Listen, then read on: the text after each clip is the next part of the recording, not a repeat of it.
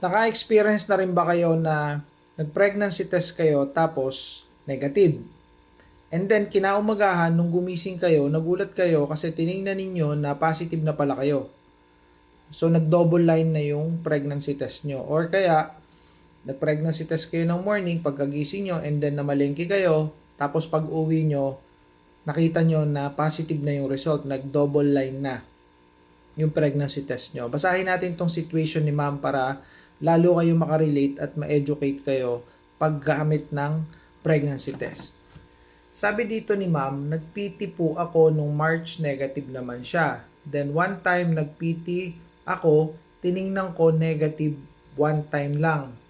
Tapos tiningnan ko ulit, kinaumagahan, biglang mayroon ng faint line.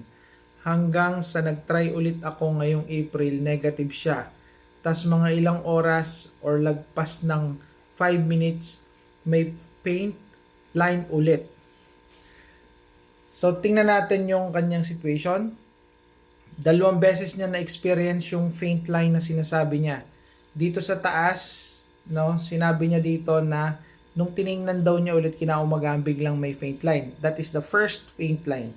Tapos nag-pregnancy test uli siya. Ito yung second faint line. So 2 beses niya na-experience. Nakalagay dito, no. Ayan, no, may faint line ulit po. So kung mapapansin niyo, no, nag-negative siya dun sa sinasabi niyang may faint line. Tapos nag-positive 2 beses. Faint line yung minention niya. 2 beses niya minention na nag-faint line yung pregnancy test. Yung faint line na yun ay tinatawag na evaporation line. So meaning to say, negative yun.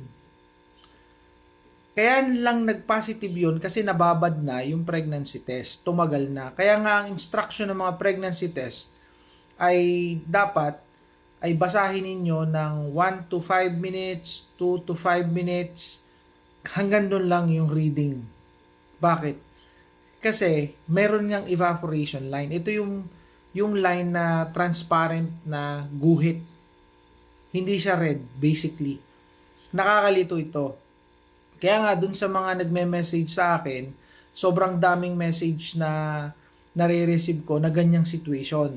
Kaya ako gumawa na ng vlog para dito.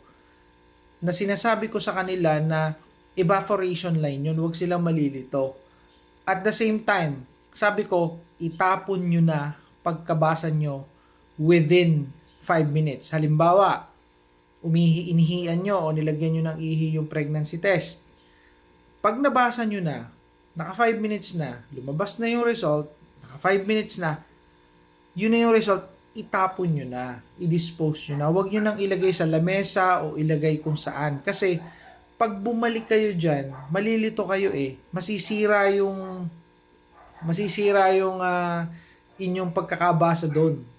Hindi na yun yung magiging basa nyo kasi makukonfuse na kayo Dahil minakita kayong linya, naku, buntis pala ako.